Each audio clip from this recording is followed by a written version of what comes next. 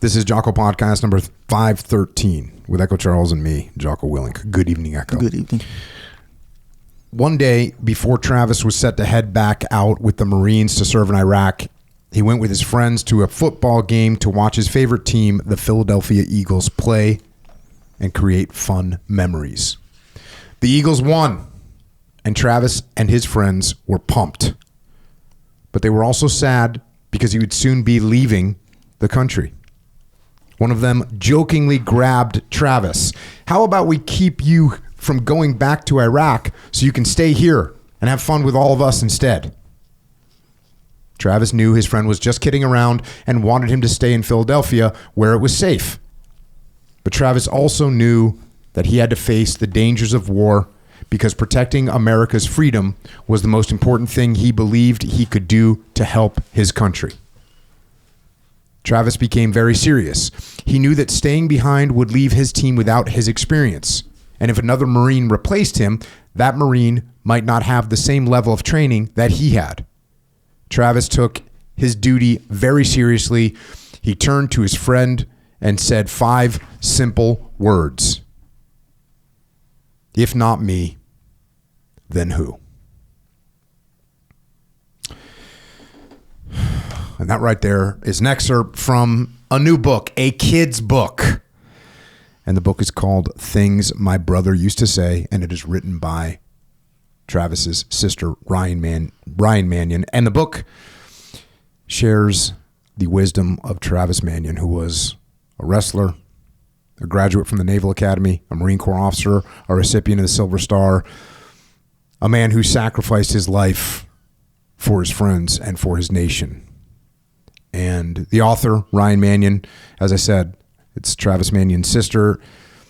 She is also the daughter of Marine Corps Colonel Tom Manion, who was on this podcast many years ago, episode number 72, and we discussed the book that he wrote, which was entitled Brothers Forever, and it was about his son Travis and his son's best friend, Brendan Looney, another individual from the Naval Academy who was a SEAL who was also killed in combat. And Ryan has also been on this podcast before, episode number 201, and we discussed her first book, which is called The Knock at the Door. And so if you haven't listened to podcast 72 and you haven't listened to podcast 201, go listen to them to kind of hear the full backstory of Travis, hear about the hero that he was, the inspiration that he was and is, and how he left such an amazing and immense impact on the people around him. And Ryan has carried on that impact. And that's not only with her books, but she has a podcast called the Resilient Life Podcast. And of course, and perhaps most impactfully, she is the CEO of an organization called the Travis Manion Foundation, which has the goal of empowering veterans and families of fallen heroes to develop character in future generations. And it is an honor to have Ryan with us once again here tonight to discuss this new book, this new kid's book, a kid's book that I learned a lot from. It's called Things My Brother Used to Say, and she can help explain how we can all continue to follow Travis Manion's incredible lead. Ryan, thanks for joining us once again. Thanks for having me. Yeah, it's great to see you. And you know, we're going to get into this book. I'm sure a lot of kids are going to get into this book, and I bet a lot of parents are going to learn a lot from this book as well. Let's talk a little bit just to introduce the Travis Manion Foundation. Tell us about when it started and where it's at right now. So the foundation started really right after Travis was killed. That was 2007, and there was no GoFundMe back then or anything. And in the newspaper and Travis's obituary, we had put in lieu of flowers, please donate to the First Lieutenant Travis Manion Memorial Fund. And my parents' friends had set up a bank account at a local bank outside of Philadelphia. And a couple weeks after his funeral, we had several $100,000 in this bank account. And we were like, oh crap, like, what are we doing with this? Travis wasn't married. He had no children. And so really at first we were like, okay, well, what's the natural thing to do? We're going to support initiatives at his high school and at his college. So we did some stuff at the Naval Academy. We did some stuff at LaSalle College High School outside of Philadelphia, where he went to high school.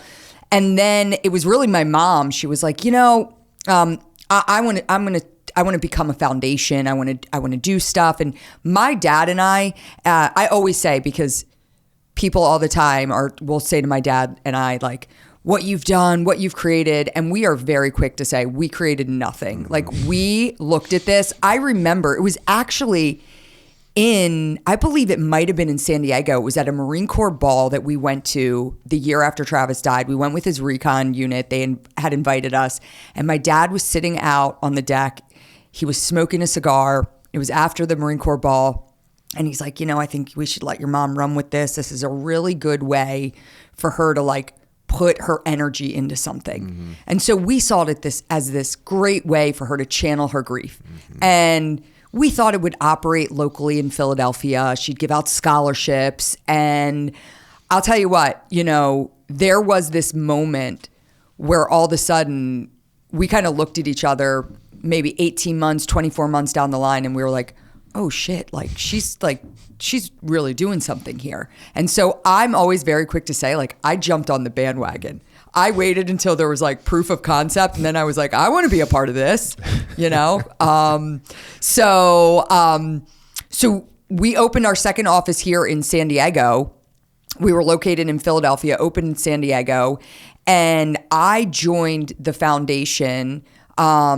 And I was working underneath my mom. Like, I was just like her protege. I was following her around. And it was so awesome to see my mom as a military spouse who never had a career herself, because we moved so many times. So she just showed up and she was a teacher's aide, or she worked at the dentist's office as a receptionist. She did whatever she could just to find something wherever we were living. And to see all of a sudden her have this, like, incredible business acumen. And I'm like, she's running stuff. Like, this is incredible.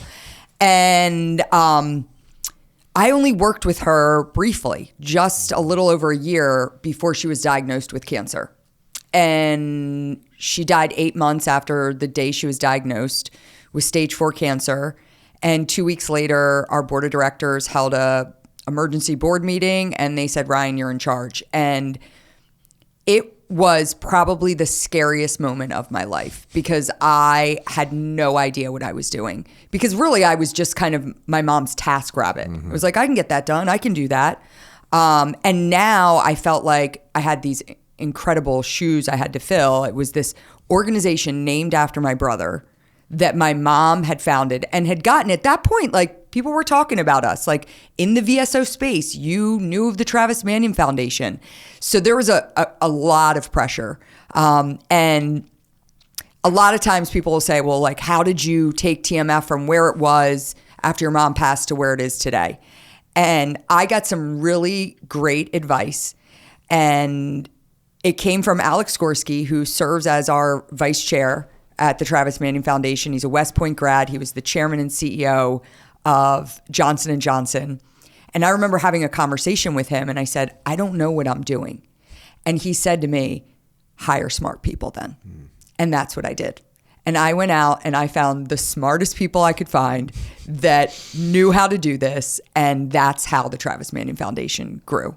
And, here we are today. We are one of the largest veteran service organizations in the country, with over 300,000 members of veterans and families of the fallen. And, for us, our work is very different than a traditional VSO. Our model is flipped. We cannot function as an organization if we don't have veterans leading our programs. So it's a very different model than you see in other veteran service organizations across the country. Yeah, it's interesting. So a lot of times people ask me questions about, like, oh, they got a problem with one of their leaders, or they got a problem with one of their students, or they got a problem with one of their team members. And I always say that for me, leadership itself is a really good tool for leadership. In other words, if I've got problems with you, Ryan, like you're not stepping up and making things happen, I'll put you in charge of something where you will step up and make things happen, or you're going to learn, and you're going to learn a lot while you're doing that. And so that's kind of the model that you guys have, which is taking veterans and saying, hey, we need you to lead. Yeah. Talk me through some of the, because you really have like an area that's focused on kids and then an area that's focused on adults. Yeah. I mean, so the work we do with youth is it's funny because it's kind of secondary originally to what our mission was. But when my mom put our 501c3 paperwork in, it was this blanket mission. And it said, the Travis Manion Foundation's mission is to provide support and resources to our nation's returning veterans and families of the fallen, and to also play a part in helping to create the next generation of leaders. And I was like, how the heck are you going to do that?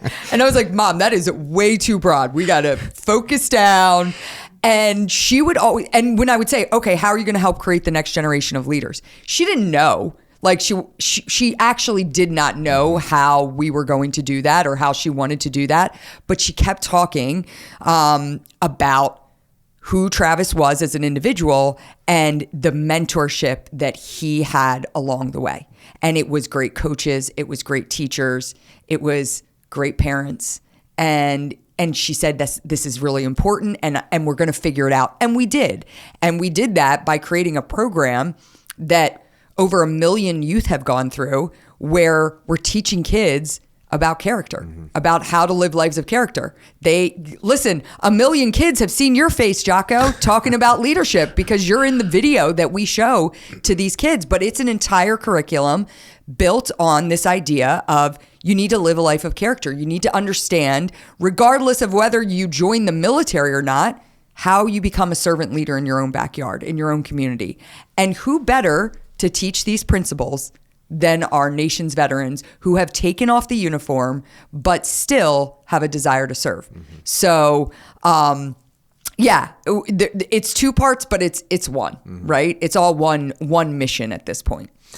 Explain to me, or explain to the people, if I've got a school or I've got a kid and I want to get my kids into this program, how does that work? I mean, we're regionally set up across the country. We have over 70 chapters. You contact us. And I will say, this is my call out right now. Our biggest issue as an organization is we can't fulfill the number of schools, sports teams, youth groups that want to bring this program. We need more veterans. So if you're a veteran out there listening, join our mission and become a Character Does Matter mentor. Like, activate in your community. But that's how you do it. You get in touch with us and we work with you to set it up. And then if my kids, or how does it enter a school? Like, how, is it, okay, there's videos, there's curriculum, is it books? Is it like workbooks? How are we teaching the kids? It's a caveat of different things. So we have schools that do, 12-week courses with cohorts of veterans where they're meeting once a week after school.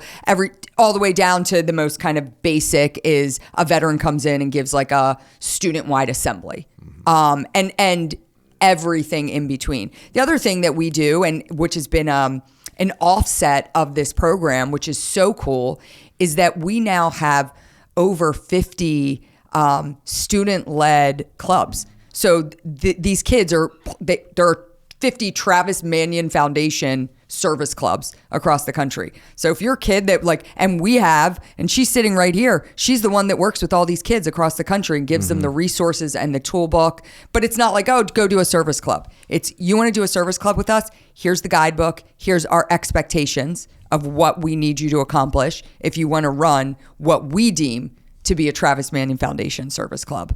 But seeing the kids get back out there, it's awesome. That is awesome.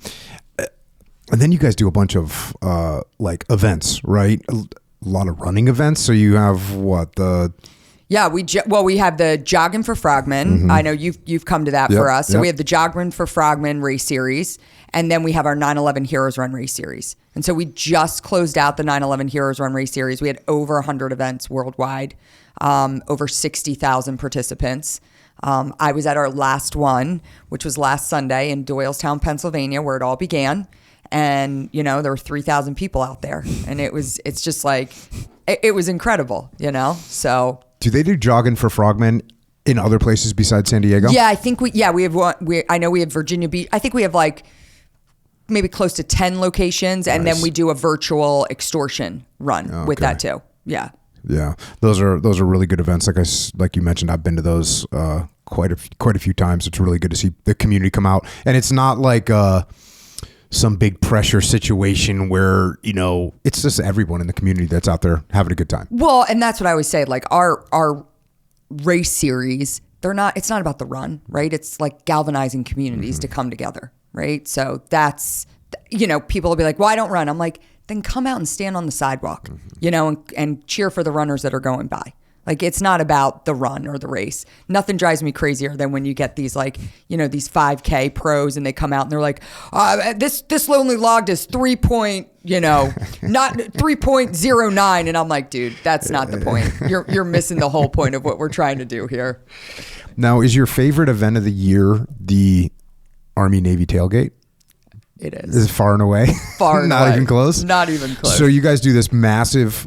So in America, we have the Army-Navy game, West Point against the Naval Academy. It's a huge deal. It's a huge tradition. It's epic. I'd never been to one until... Was that I was actually wondering, was the first one you came to with us? Yeah, that was the So first cool. one I ever went to. Love that. So it was very cool to see it up close and personal. And I had a friend of mine who was a quarterback, and he was in the SEAL teams with me, and his name was Alton Grizzard, and he got killed. Mm-hmm. And I kind of heard, we heard about it, but man, it was awesome to go out to. You see, it's got to be like the epicenter of American patriotism. It is ever. Well, do you remember the first game, the first Army-Navy game? Because you've now been to a few. Yeah.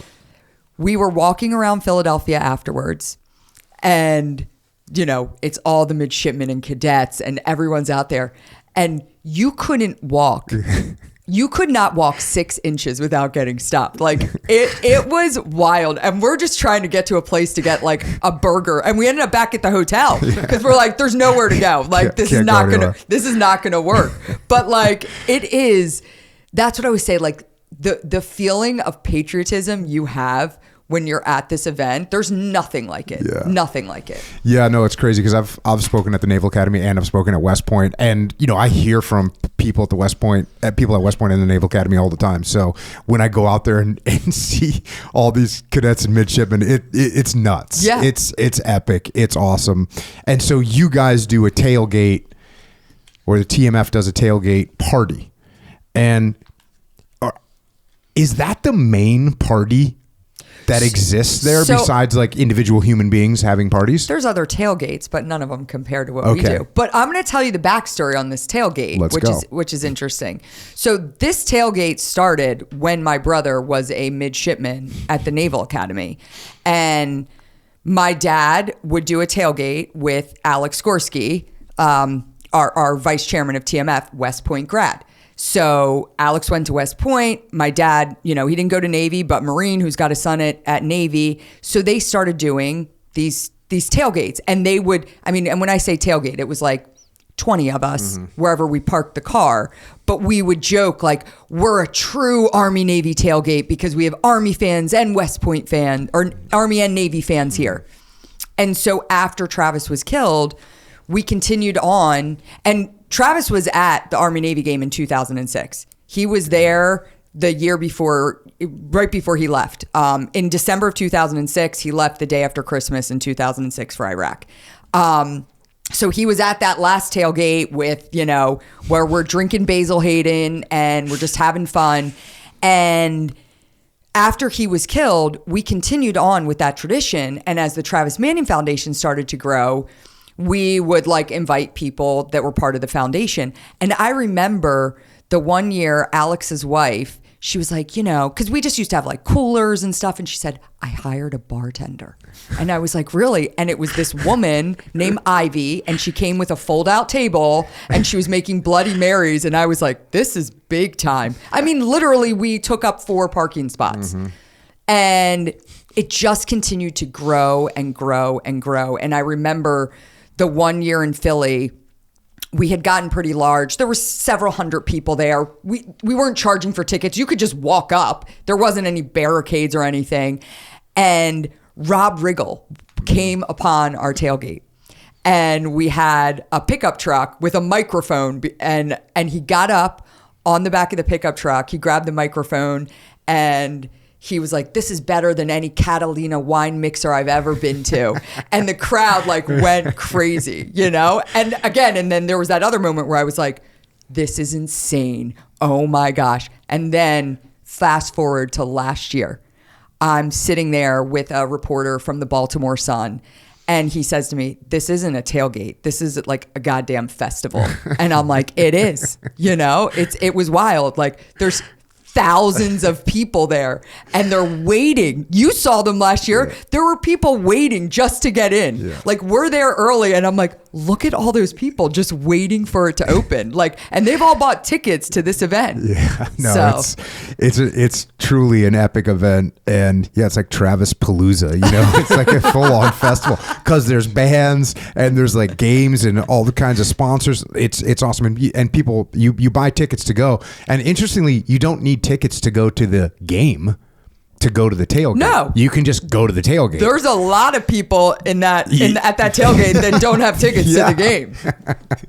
So if people want to come to that, like there's a bunch of people there. I'm there hanging out all day. Then I do have a ticket to the game. You do. So I'm going to the game, but I'm hanging out there all day. Are you going this year, Echo? I don't know. I just said that to him. I'm like, yeah. Echo, you got to come. Yeah. How many hours before the game does it start? Starts at 10.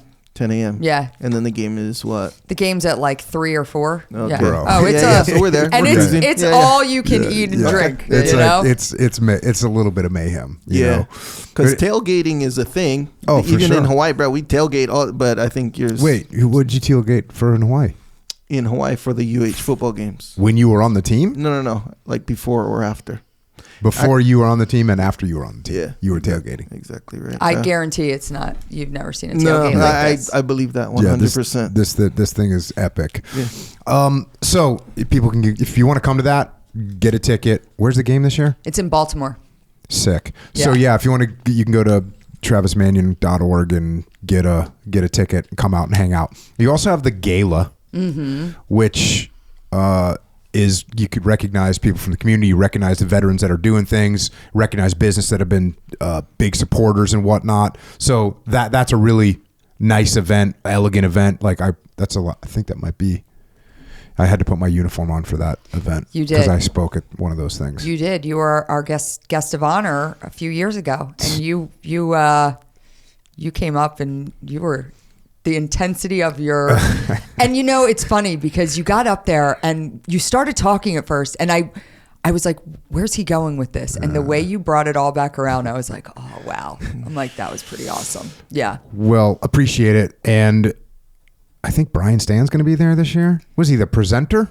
He's a presenting sponsor. Check. Yeah. Brian's always there. Yeah. So yeah, great. It's wild how all these little things cross over. I mean, Brian Stan having Travis Manion as his corner man in his first fight ever. Well, you know, that's so Brian, epic. Yeah, like Brian said, when he got into MMA, like he was like, my ground game sucked. And I think they were in Quantico, and he says to Travis, like, dude, you got to help me. Travis is a wrestler. He's like, because the thing about Brian, it was like, you know, if Brian got you, it was one punch and you were done. But if you got Brian down on the ground, he struggled. And so Travis was working with him on like grappling, being down, what to do. And yeah, it was in fact, he was his corner man for his first MMA fight. And then Travis was there with him. I think they were out in Vegas. And that's when Travis got a call. They were in the hotel room and Brian shared the story publicly and obviously with our family, and they were in the hotel room and my brother got a call on his phone and Brian said, you know, we're 20 minutes from walking out, and it was his first like big fight. And he's like, I could just see looking at your brother's face. I was like, what? And he was like, nothing, let's go. And he's like, tell me. He's like, I'm not walking out till you tell me. And Travis was like, JP Blecksmith was killed. And JP was Marine Corps officer, football player at Navy. And Brian's like, I went out to that fight, like just hearing that, you know, one of my good friends had been killed. He's like, I'll never forget that moment. So, yeah.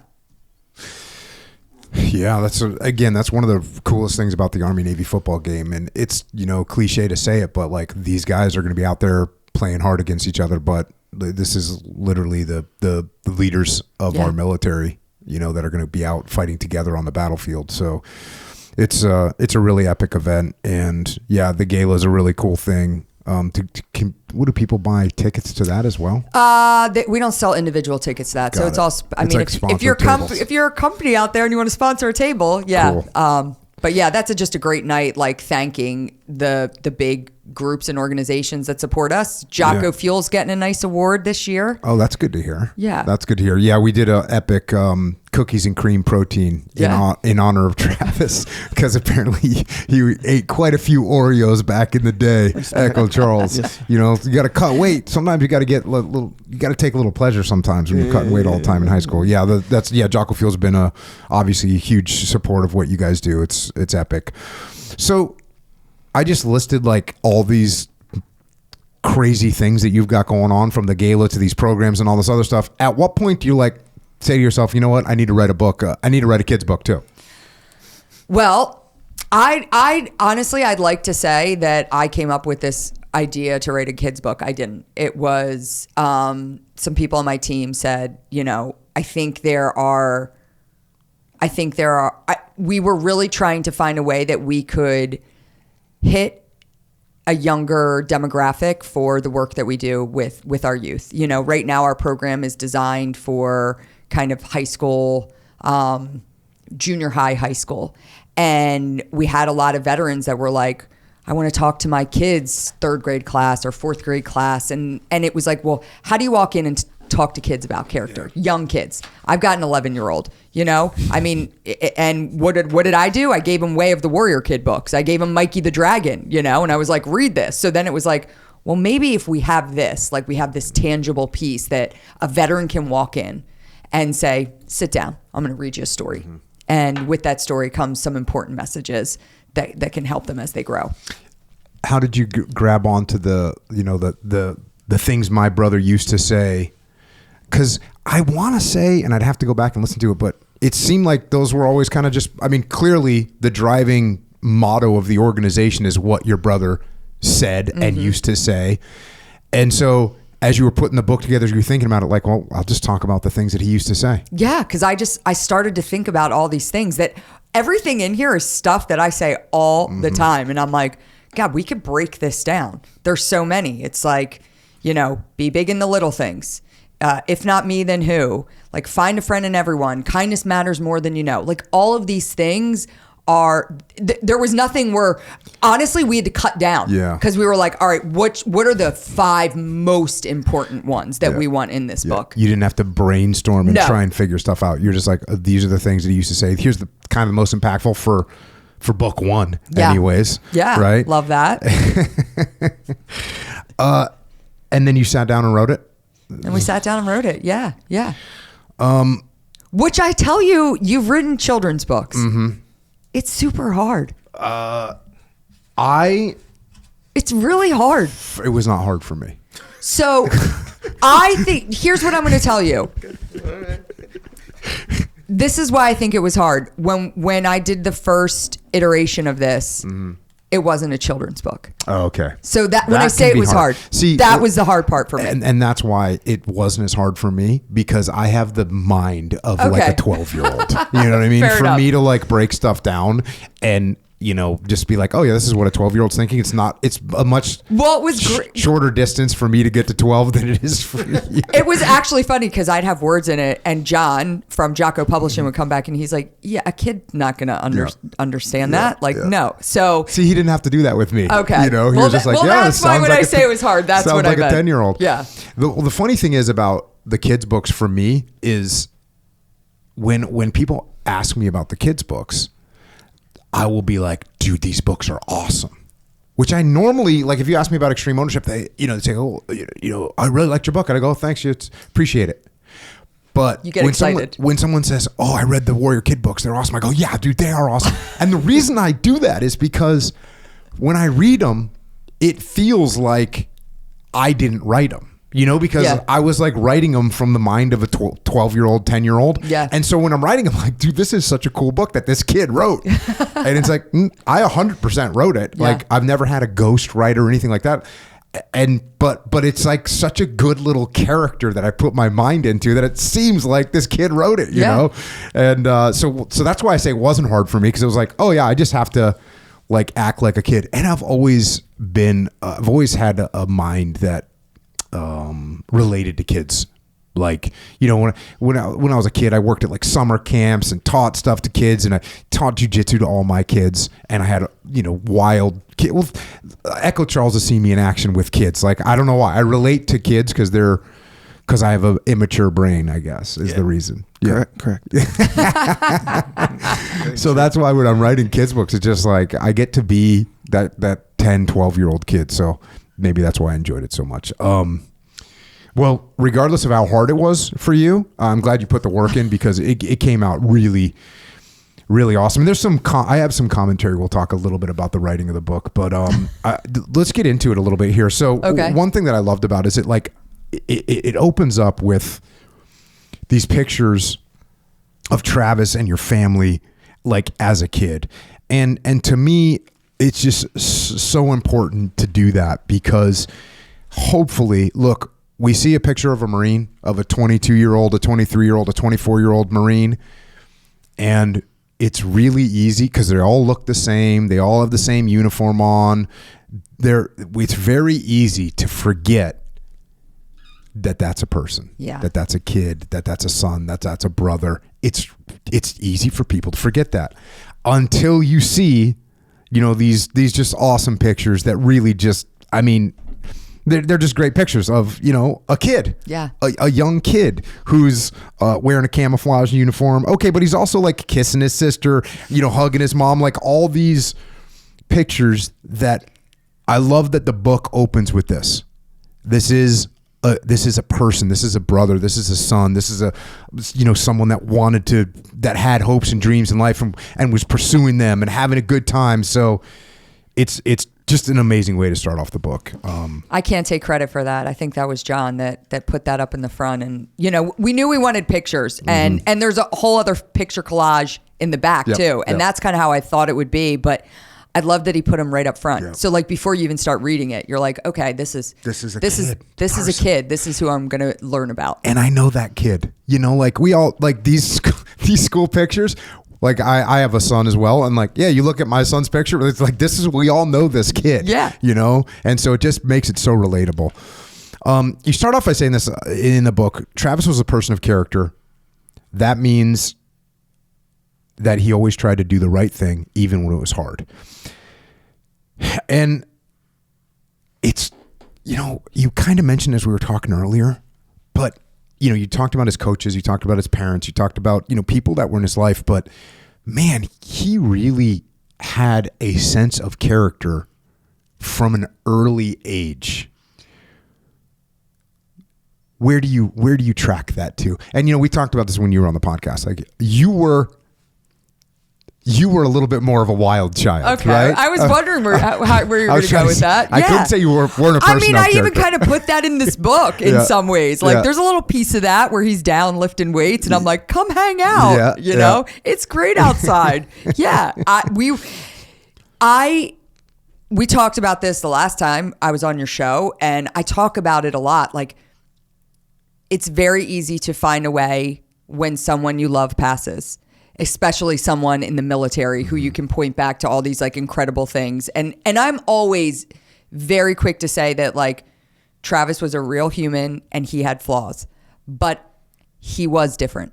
Like I'm not putting my brother up on any sort of pedestal post-death. Like I talked about my brother while living the same way I talk about him not being here. I was in awe of my brother from the moment I could understand that he was different than I was and that many people his age were. Like I saw something, and I don't know what I attribute that to.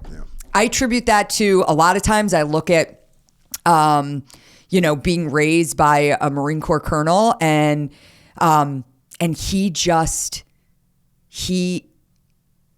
he was so attracted to this idea of discipline and setting goals and everything my dad taught him. I just rebelled against all of that. I was like, anything you're going to tell me to do, I'm going to do the opposite, you know? So Part of it was just maybe something inside his DNA. And it's cool because I see other examples of kids like that these days when I'm out and when I'm speaking, and there will be a kid that I'm talking to and I'm like, oh my God, you're just like Travis. Like I see it. And there's some, you can't put your finger on it, but you just know they're a little bit different, So. Yeah, I remember when I was teaching jiu-jitsu, teaching kids jiu-jitsu, like you'd get, out of every 50 kids, there'd be a kid, and this is like jiu-jitsu specific, you'd be like, oh, this kid is going to be really good at jiu-jitsu. And you'd be right. Yeah. You'd be like, oh yeah, they're right. And so you can, it's like, well, you see someone that's like, you see a kid that's, oh, this kid's going to be a really good wrestler, or this kid's going to be really good at basketball or whatever. And then you get these kids where it's like, oh, they've got like a leadership potential. Yeah. That they're going to have some inherent qualities that are going to be good for leadership. And like for Travis, like there's an inherent, and we'll get into it, but like an inherent humanity in him. Yes. That you're like, oh, this kid is different. That's such a good way to put it. And frankly, I talk about the wild child in me growing up. Now I parent exactly like my dad did, which is, sometimes I catch myself and I'm like, oh my God, I am my father's daughter, and it's wild. And I ended up getting a kid just like her, just like my brother. My oldest is a spitting image, not physically, but of who he was and how his work ethic and all of that. Yeah. So, yeah. Awesome. I'm going to fast forward a little bit in the book here. One day, Travis and his fellow Marines were on patrol in Iraq. While driving around to see if anyone needed their help, they were attacked by the enemy. As the enemy attacked, the Marines fought back. With his team under fire, Travis bravely ran into the middle of the chaos to help those injured in the fight. One by one, he pulled them away from danger. In the end, each one of them escaped to safety, except for Travis. He had been shot while saving his teammates and died because of his injury. So now this is a section where, going back to what you said earlier, it was hard to write this book, right? Here we take this heroic and courageous actions of your brother, and we put him into, what is it, like 7 sentences. This was a hard part to write. Yeah. So speaking of, things being hard to do, I did a TED Talk one time. And for the TED Talk, you have, I think it's 12 minutes, right? Mm-hmm. And so part of the TED Talk, I wanted to explain how I had been in charge of an operation, and there was an Iraqi soldier was killed. One of my guys was wounded. Several more Iraqi soldiers were wounded. It was chaos and mayhem. And so the first draft I did of this, just to explain what happened, was like a 15-minute talk. Yeah. And I had to take all that and put it down into 3 sentences of what had happened. And, actually in your dad's book, it's like chapters. Yeah, chapters. It's like a long, detailed explanation. And when you listen to it, man, and what's really good about that in that book is you start to recognize oh, Travis knew what was going on. Travis was consciously making decisions beyond oh, my friend needs help right now, I'm going to go get him. No, it's oh, my friend needs help right now, I'm going to go get him. I understand the threat that we're under. Oh, now I'm going to go and maneuver again, go out into the fire again. He had to consciously so it's really good to hear all that detail. Just like when I had this, because the thing I talk about in the TED Talk was a fratricide. It was a blue on blue. It's a friendly fire situation. Mm-hmm. And so it's good to understand all those details. And here you have to write this kid's book, and you're going to take all those heroic details and you put them into, one by one, he pulled them away from danger. That's what he did, heroic, and that's what he put into. And I realized as I was reading the book that's part of the story, but it's not the most important part of the story. Yeah. And so for you to explain what happened to kids and go, oh, okay, I get it. But truly, his heroic actions that day, obviously incredible and courageous and heroic in every sense of the word.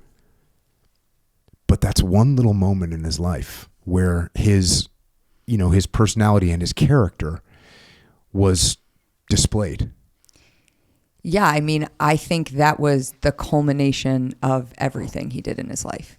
Like I always say that the decisions Travis made that day were because of a series of small decisions that he made over the course of his life. Yeah.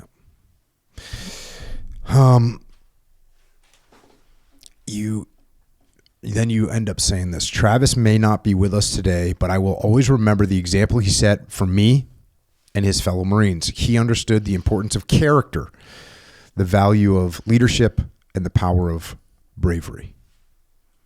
And you got the little measuring wall here.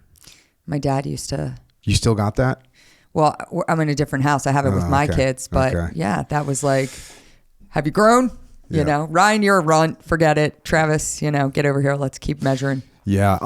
I used to have that too. Yeah. And it's cool. I have a new house, so we don't have that wall anymore, except for my youngest daughter still has some marks, because when we got the new house, she was still growing. Yeah.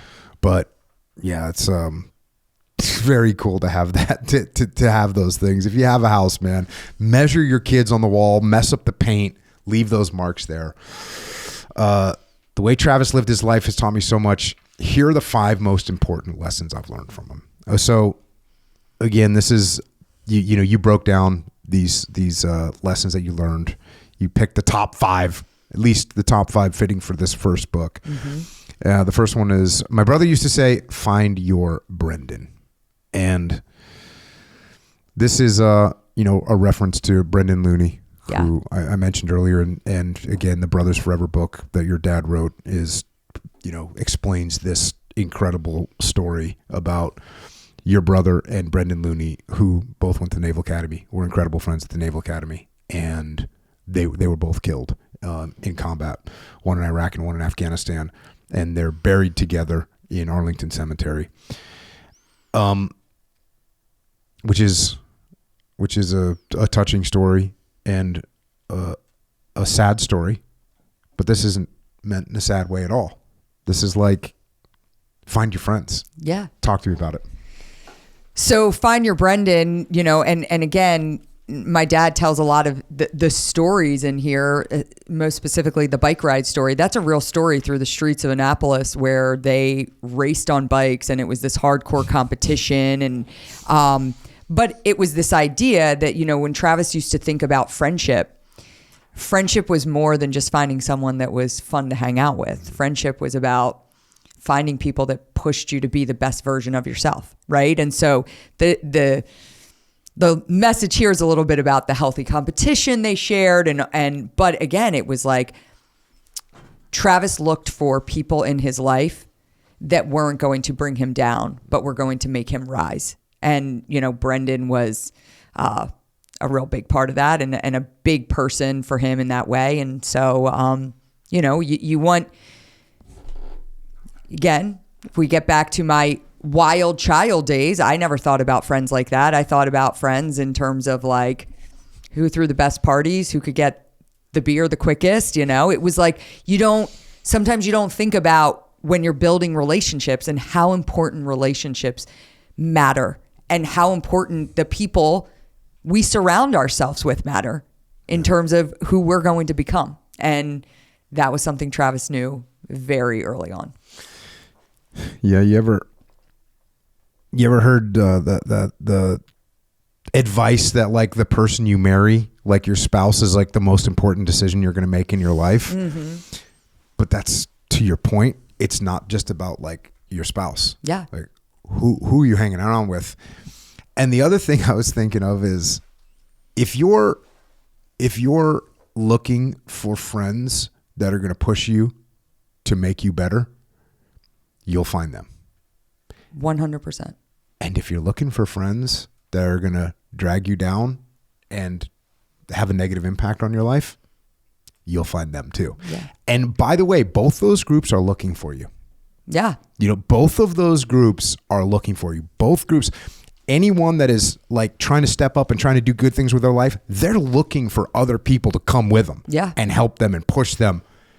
And people that are looking to do negative things, they're looking for companions as well. Misery loves company, right? And they're looking to make those things happen as well. So the kind of friends that you're looking for, you will find. Yeah. And isn't there I'm going to misquote it, but there's like, you are the sum of the 5 people you hang out with the most. Yep. So choose wisely, yes, Indeed. Yes, indeed. Yep. Awesome. So that's the first one, is find your Brendan. The second one is kindness matters more than you know. And you kind of go through the story. There's a guy called Sam in the book. And actually that's his real name, right? Because it's not his real name. Okay. Yeah. There's a guy named Sam who's called Sam in the book, and he's, the way you describe it, is the opposite of Travis in every way. So Travis is confident and outgoing. Sam is quiet and reserved. Travis is tall and athletic. Sam was short and awkward. Travis is well-known and popular. Sam wasn't even noticed by many of his classmates. But despite all this, Travis, becomes friends with him and includes him with things and is freaking nice to him. Yeah. And then after Travis died, your parents got a letter from this Sam character that's explained like how he was a good human being and was his friend. Yeah. And how much Travis's friendship like helped him through high school. And fun fact, on Sunday at the Doylestown Heroes Run, I was walking to the start line and there was Sam and he was standing there with his 2 kids. And I ran the race with my dad. And again, his name is not Sam, but I said to my dad, Dad, you'll never guess who I saw. And I told him, and he was like, oh, that's so great. And he was there with his 2 kids running the 9/11 Heroes Run. But, it's this idea, you don't, thinking about who you hang out with and who you choose, it's not about choosing like all the alphas or like the top of class, right? It's like, who are you going to, Travis recognized something in this guy that he recognized that he was, and he wasn't getting necessarily bullied, but he just wasn't part of it. Like he wasn't brought in. And Travis was, you said the word, like the humanity in him. My dad and I had my dad on for Memorial Day last year to talk about Memorial Day on the Resilient Life. And we were talking about just the compassionate side of Travis. And he just possessed so much compassion. And I told the story of one day we came out, we were living in Virginia and came outside and a bird's nest had fallen out of a tree. And the birds had already hatched and they were dead. And the mother bird kept flying around and there were these like 4 dead little baby birds. And he was so affected by these birds.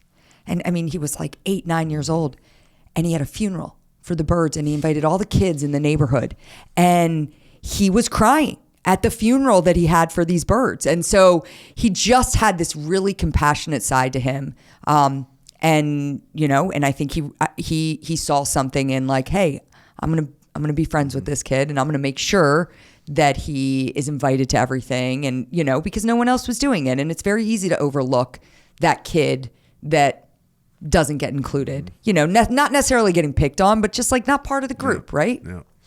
Yeah. And it also speaks to like being a leader and just being a very confident in who you are type of individual. Cause when kids are in, whether they're in high school or whether in middle school, right? Like being popular and being cool, you don't want to be seen doing things that are uncool. So the last thing I'm going to do is like, oh, everyone's, maybe they're not making fun of Sam, but I'm not going to go out of my way to go and get with the kid that's kind of awkward and weird. It's like, no. Physically, Sam and Travis looked very different in high school. Yeah. I'll put it that way, you know? So. And Travis just was like, I don't care what you guys say about me. Yeah.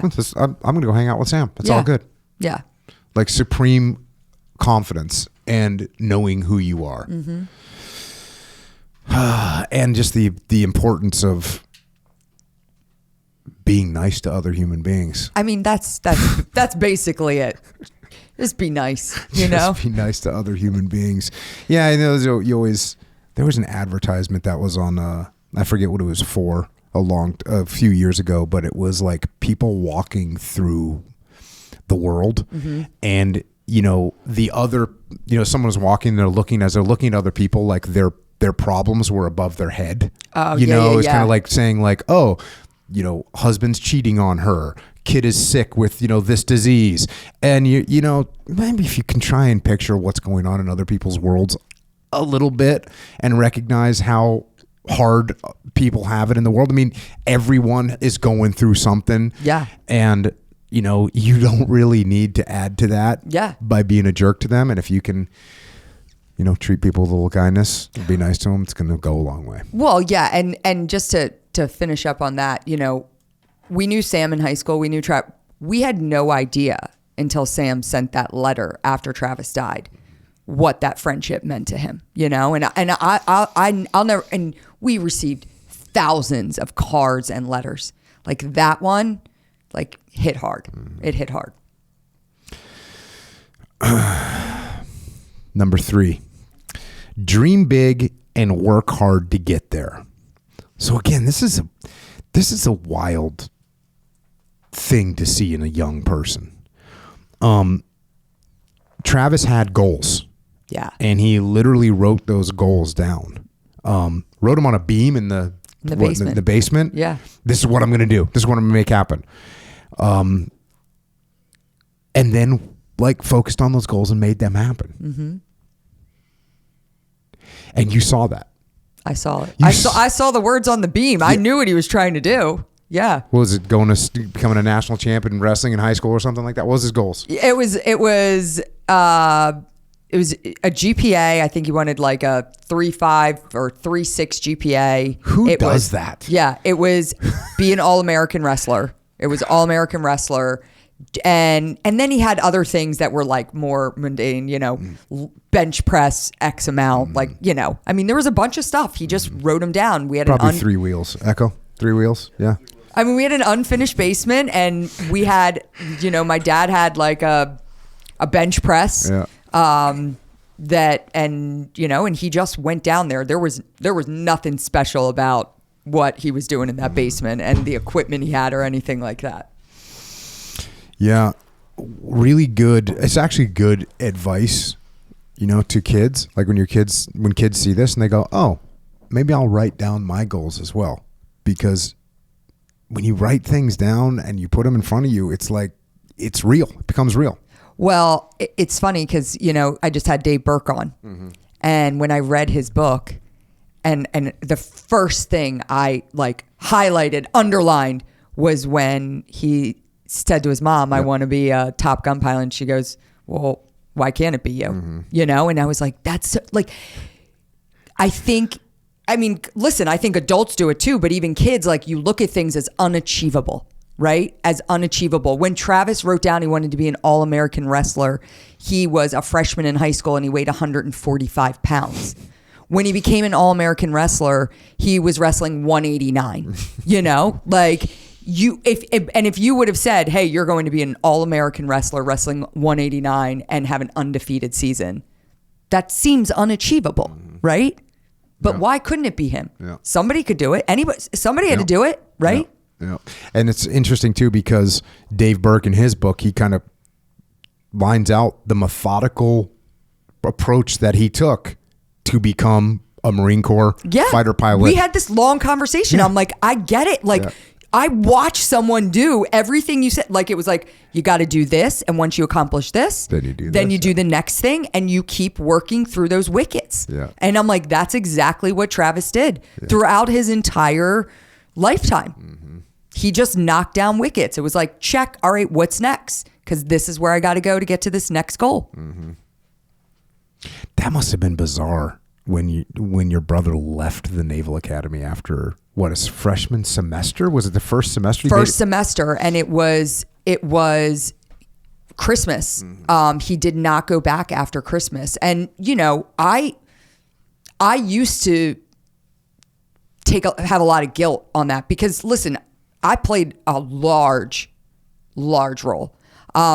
As I talk about Travis and how I looked up to him, Travis also looked up to me. Like Travis, I think, envied a little bit of my laissez-faire approach to life and how I was just in it for the fun. Like, and I think in some ways, like he would be like, God, like, you know, there would be times. And then you get into this environment at the Naval Academy and it's so rigid and it's so structured. And frankly, you know, there was a little bit of like, he wasn't necessarily seeing everyone there, all of the midshipmen, like in the same mindset that he was, you know? And there were things that he would say to me about like, he didn't love every midshipman there. It's just a fact, Yeah, of course. you know? And he would have conversations with me about kind of, I remember what it was a night where there was a bunch of midshipmen that went to the drugstore and bought Robitussin. And they bought multiple bottles of Robitussin. What and is that like to get drunk or something? Yeah. And they did these things called robo trips where they just chugged the whole bottle of Robitussin so they could get a high. And he called me and he was like, this is crazy. Like, this is crazy that I'm sitting here watching kids in a dorm room just drinking bottles of Robitussin. He's like, I don't know if this is where I want to be. And, you know, it wasn't that he wasn't like, I don't want to start. He's like, I can go anywhere and be a Marine, right? I can go do ROTC somewhere. And I was like, hell yeah, you can. And so I would talk to him every night for weeks between Thanksgiving and Christmas. And I'd be like, dude, just leave. I'm in Philadelphia. You go to school in Philadelphia. We'll have the best time ever. The best time of our lives in college, you know? Did you say anything to your dad? No. I told him after the words that, you know, that I, no. And you know, and then he kind of just stunned my dad and was like, I don't want to be here. And my dad said, like, you can't, and I know it now having a child at Navy, like, if they don't want to be there, it's you can't force it. You can't force a kid to be at a service academy. And so my dad said, you want to leave? Then figure it out. Get a job, find a place to go to school. I'm not helping you. Figure it out. And so he went and he went to Drexel, walked on because he was like, oh, spring semester, wrestling season's over. Walked on to the men's lacrosse team, started as a freshman on the men's lacrosse team at Drexel. And so he's a two-time, you know, played two sports, dual sport. And he had my guitar at Drexel. He was at a party. I think I've talked to you that he liked to play the guitar a little bit, like very unaccomplished, but he liked it. And my guitar was stolen at a party. And so, because I always, like, Travis was very analytical. It was like, there was this one thing that, like, opened up everything for him. And he said, your guitar was stolen. I'm really sorry. I'm going to buy you a new one. Da, da, da. And he goes, but these aren't my people. Like, these were all my friends at this party. And one of them stole your guitar. And he was like, I made the wrong decision. And I'm like, you're screwed. Yeah. I'm like, you're screwed. And he went back to my dad and said, I screwed up. Like, I want to go back to Navy. And my dad's like, I'm not helping you. And he said, I'm not helping you. And my dad did drive him back to Navy. And he sat down with the senior Marine who we just recently saw. And he said, you know, the reason that I even considered letting your son back into Navy is because you didn't walk in that door with him, because you made him go in by himself. And he got back in, redid plebe year. How many times has that happened in the history of the Naval I don't know, but not a lot. It cannot be a lot. Not a lot. Your brother leaves and then gets let back in. Yeah.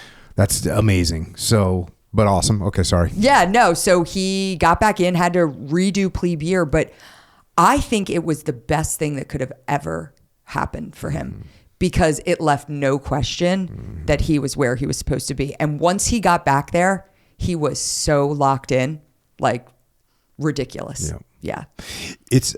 I did not recognize until today, because even talking to you last time, talking to your dad, I never made the connection, which it makes sense now, of him. Like, this is my first time hearing the Robitussin story, right? But I could see someone with high ideals like Travis. This is the connection I didn't make. You know, I thought, oh, well, it was like a little bit, you know, like, okay, don't get to wrestle enough. Really, people yelling at me like, this is stupid. It's kind of like, but it was more a there's an ideal that I have that Travis has in his head of what these people should be like. They don't meet that ideal. And he's like, what am I even doing here? Yeah.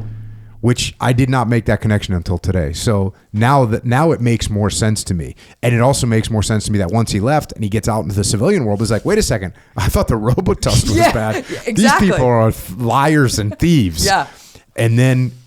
And now you could see his dedication is through the roof, because when he goes back to the Naval Academy, understands what he had walked away from, understand the miracle that it took to get back there. And he obviously continues on and does incredible things. But that's a little bit of a vector off of the idea of dream big and work hard that didn't make sense to me until now. Now I understand it. Yeah. Yeah. So that's number 3. Dream big and work hard to get there. Man, if you can teach your kids that, you will be in a really, really good spot. Next one, number 4, be big in the little things. So you hear that or you don't hear it. You say, one day I walked past Travis's room and saw him painting "Be big in the little things" in green paint on his wall. What does it mean? I asked. What little things? Big how? I'll tell you what, he said, stick with me this week. We're going to do a lot of little things together. When we're done, this will make sense. Did you ever Google this expression and see where it came from? I haven't.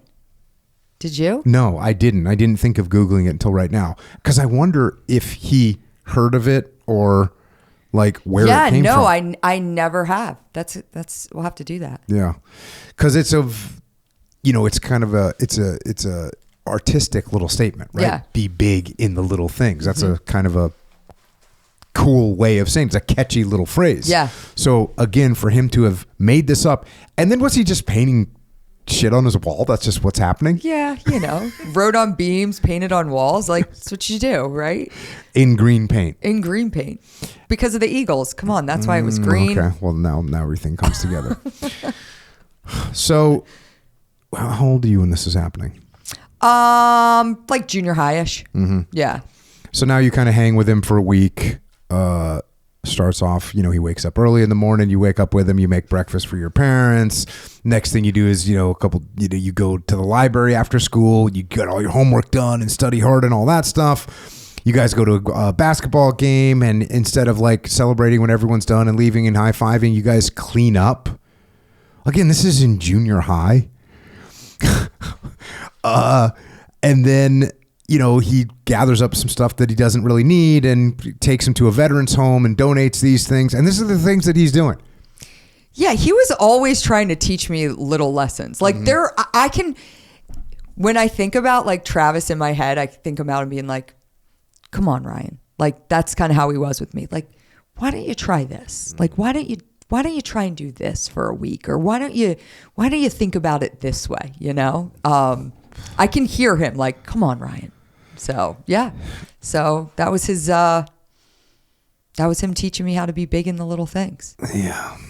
And, you obviously you figured out, and there's a saying I first heard it in the SEAL teams. I don't know if it's from the SEAL teams, but it's similar. It's how you do anything is how you do everything. Have you ever heard that before? No, but yeah, very similar. It's very I love similar. That. And it's because, the way that I fold my clothes is kind of the way I'm going to take care of my gear, is kind of the way I'm going to behave. Exactly. And that was the thing. So after Travis died, it was my uncle who actually said, Travis was all about being big in the little things. And because he was big in the little things, it made him even bigger in the big things, in the big moments when it counted, i.e. April 29th, 2007.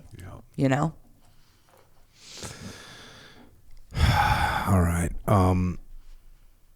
The last thing, and clearly this is the driving force. My brother used to say, if not me, then who? And this is what I started the podcast with. This is the story that you tell in your book. It's in this book. It's in your dad's book. And it really is just a way to position yourself in the world. Yeah. Where you will do the right thing, the good thing, when it's really easy to look around and say, well, I'm not going to do the right thing. I'm not going to take action. And if you ask yourself, if not me, then who, it's going to change your attitude. 100%. Yeah. And, it's like when Travis said that, I wasn't there when he actually said it. It was at a Philadelphia Eagles game, and he said those 5 words. And then, it's this like moment of reflection where you look back over the course of his life, and it's those 5 words. That was the first time anybody heard him say it. Mm-hmm. But those 5 words were what he lived by every single day. And, you can make them real big and profound in what they mean, or you can also, like you said, you can dumb it down to like, how am I going to have an if not me then who moment today, no matter how small that is, right? And then those if not me then who moments, they start to build up, Yeah. Yeah, and this is something your dad pointed out a bunch with he was first, thinking about writing about Travis, and then when Brendan died, he added Brendan, but then it was also like, hey, this is like what our servicemen and women do. Like, this is what they're doing. They're all saying this, and this is like a universal. Well, yeah. And I've said that I'm like, those were the 5 words Travis spoke, but those 5 words represent this entire generation of men and women who have volunteered to step up and serve. Like, those 5 words are not unique to Travis Manion, Well, he certainly took them to the next level in his life. So that's those words are the driving force, behind the Travis Manion Foundation. They're written everywhere. They're said all the time, which is just epic. So much of his life has become legacy, right? And I've never really thought about the way that he lived his life has translated into this legacy that he has left behind, which is now being transformed into and transmuted into all these people and all these kids and all these veterans everywhere. Just so powerful to see. I had a conversation with someone recently, and I was talking about just like missing my brother, and like I would do anything to have him here, and I don't care about the legacy he's left, and I don't care about the hundreds of thousands of people that have been helped as a result of it. Like, selfishly, he's my brother, and I want him here with me in San Diego at his favorite burrito shop, like that's and he said to me that your brother wouldn't want to be here, knowing the impact that his legacy has left. I can tell you right now. He's like, I didn't know your brother, but I knew your brother, and your brother would not trade coming back to for the impact that his name and his story has created. And I thought about that, and at the end of the day, it's probably true. Yeah. It's one of those harsh realities you have to admit. Yeah. Like, yeah, he's had just such a massive impact. What else do we have going on right now? Well, we're gearing up for Army Navy. We're almost there. So, we know our team is going to win. Our team, Navy. Yeah. Navy. That's right. Listen, Yeah. So you got a funny look on your face. You're making like you busted me for something. So if anyone heard me talk about the Army Navy game or the Army, Marine Corps, Air Force, Navy in general, like I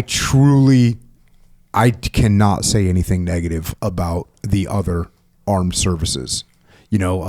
First of all, because I worked so closely with the Army and the Marine Corps in my career, and in the Battle of Ramadi, like it was one team, one fight, and the Army soldiers and Marines truly would risk their lives to rescue my guys, and they did that. Yeah. Over and over again. You had Dave Burke on your podcast. Like Dave Burke, he lost one of his Marines, Corporal Chris Leon. Like they were on a rooftop of a combat outpost that we had secured. Like I don't know if it was quite recently. Before that, like it was my guys up there, and we left, and Chris moves up in a position. They're doing their job, and he gets killed. Like this was such a unified fight.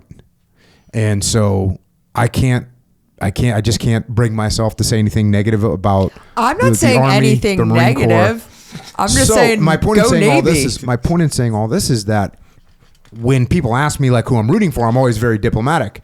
And I'm like, hey, America's going to win, right? But then when we were talking beforehand, you and Echo busted me saying like, well, how's our team looking this year? Meaning like the Navy team, because that's our team, because I was in the Navy. Like, we can't deny that fact. So that's what I said. I said what I said. Do I view the Navy as my team? Well, I guess, yeah, of course I do. I was in the Navy for 20 years. So I do view it as my team, but I truly do support both teams and hope it's an awesome game. As do I. Yeah. So that's what we're gearing up for.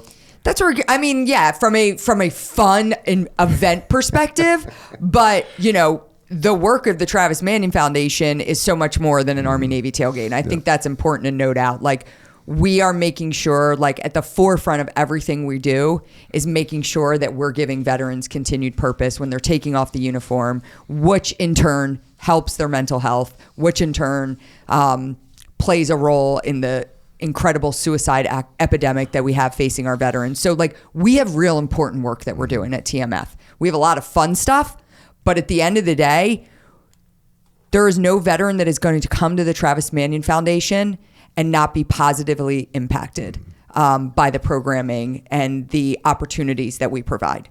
Yeah, it's just outstanding. And what are you seeing in terms of like the wars are over? You know what I mean? Like, now we have people that are getting out and, they might not have served in combat. I was thinking about it today. It's been like, you could have done a 4-year hitch right now and not get like not be in a wartime scenario at all. I think those service members deal with their own set of challenges as a result of that. Yeah. As crazy as it is, So incredible work that you guys are doing across the front. Where can people find you guys? So it's travismanion.org. Yep. It is on Instagram at Travis Manion Foundation. Twitter, X, and YouTube is at TM Foundation. And then Facebook is Travis Manion Foundation. And then for you, you can be found at ryanmanion.com. And then you're on Instagram and Twitter X at rmanion. That's correct. Did I get everything right? You got it. This book, by the time this podcast comes out, this book will be available for order on Amazon. It'll be available for pre-sale, and then published date is November 24th. November 24th. Yeah. So it'll be out at the game when we're there. It'll be out at the game. Are you going to bring copies? Absolutely. We'll be selling it at the game. Okay. There we go. Rock and roll. For sure. Awesome stuff. Awesome to see you. Echo Charles, you got any questions? No questions, but I do have to mention that the shirts, I forget if you or your dad gave them to me, the TMF shirts. Yeah. I wear those shirts. Those are probably the highest frequency shirts in my rotation. Well, if you still have shirts that my dad or I gave you, I mean, the last time I was on this podcast was like years and years ago. So we need to get you some new gear because we've got some good gear. I respect it and I'm going to accept it 100%. But I will say that these current shirts that I have are still 100% capability right now. Love and it. they're in the rotation. But more importantly, on the back it says, if not me, then who? So my kids always like read it when I walk by or whatever, and they'll say that from time to time. So, I love that. Thanks for that influence there. Love it. That's awesome. Good to see you again. You too. Brian, any closing thoughts? No, I mean, I think at the end of the day, I love that Jocko Publishing has given us this opportunity to put this children's book out. We didn't really mention that this book is a product of Jocko Publishing, so we're excited to be part of the incredible leadership books for both adults and kids. And I'm just excited for parents and educators and our youth to get their hands on a copy. Yeah, you and me both, and it's going to be right up there, and people are going to learn from it. People are going to read from it. And I'll tell you from my personal experience, as awesome as it is to have, a adult come up to me and say, hey, thanks for your book. It really helped me, get promoted or save my marriage or whatever they went through. That's always awesome. But having a little kid come up to you and say, I did my first pull up, or, for this, it's going to be, I got an A in this class, and, I wrote my goals down. There's truly no better reward than knowing that your brother's going to have an impact on a whole nother generation. So thanks for writing the book. It's an honor to be able to publish it, and honor to be able to help out as much as we can with what you guys are doing, because it's all just awesome. So thanks for joining us once again. Thanks for the service. Thanks for the sacrifice of your family. And truly thanks for what you're continuing to do today to help out our veterans, their families, and this next generation of Americans with your brother's principles. Thanks, Jocko. And with that, Ryan Manion has left the building and left us with some awesome lessons learned, some awesome approaches to life. And, going back, and I was reviewing some of those old podcasts that I did with Ryan and her dad. And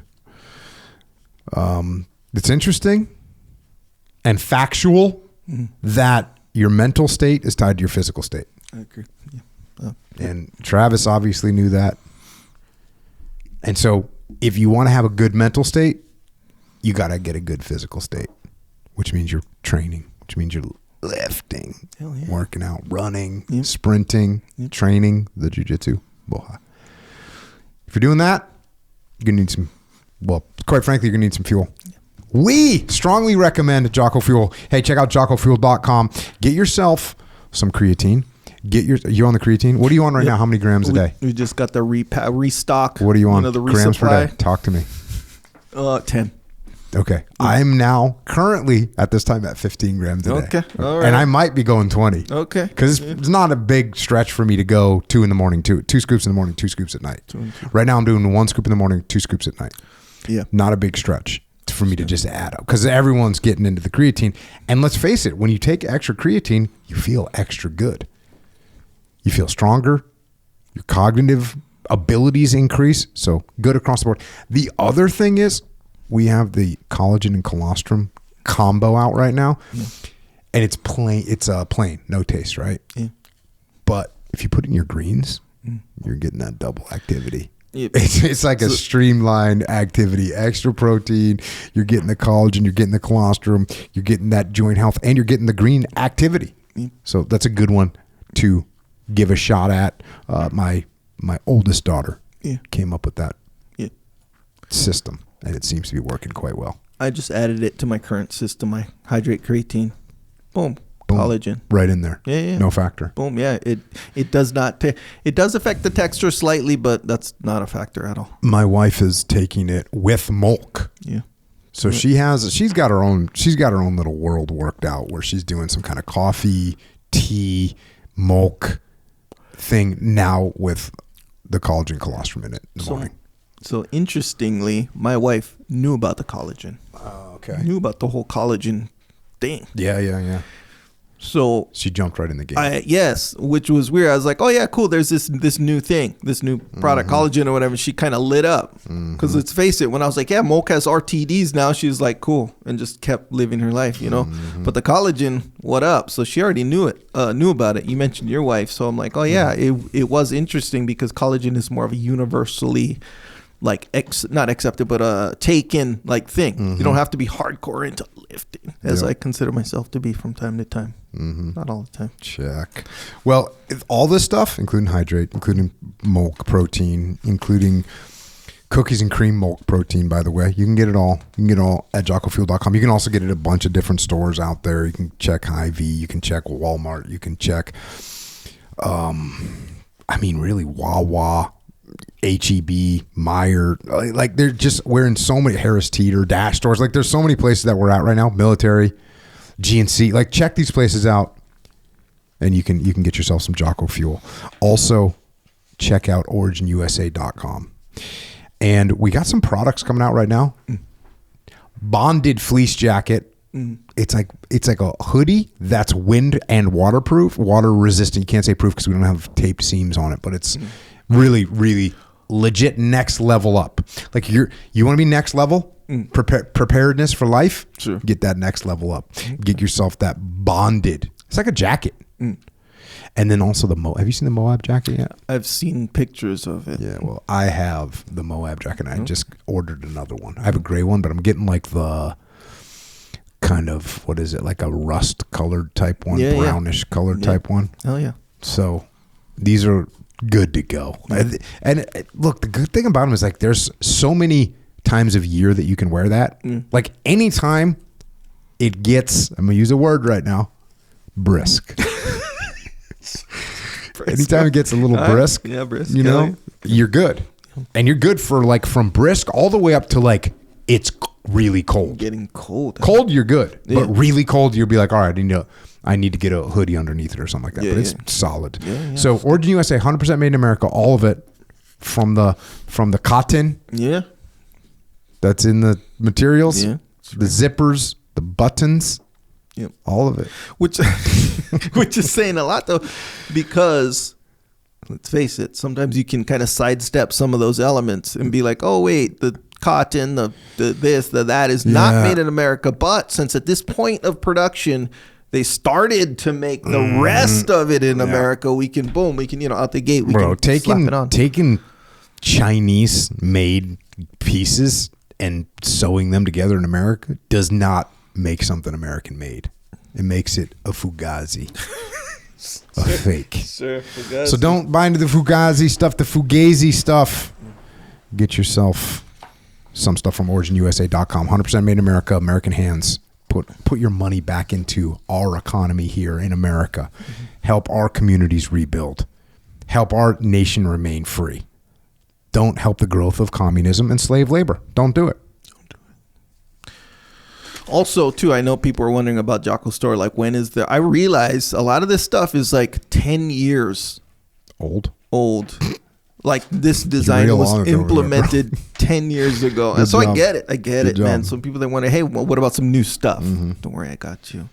By the end of the year, we're going to have all new stuff on there. Okay. And then, look at that one. From time to time, or more often, we're going to have more and more new stuff all on Jocko Store. JockoStore.com. Sure. Speaking of new stuff, often we have a thing called the Shirt Locker. If you don't know, I know some people know already. Some people are down for the cause already. But if you're not, Shirt Locker, subscription scenario, new shirt, new design, all kinds of designs.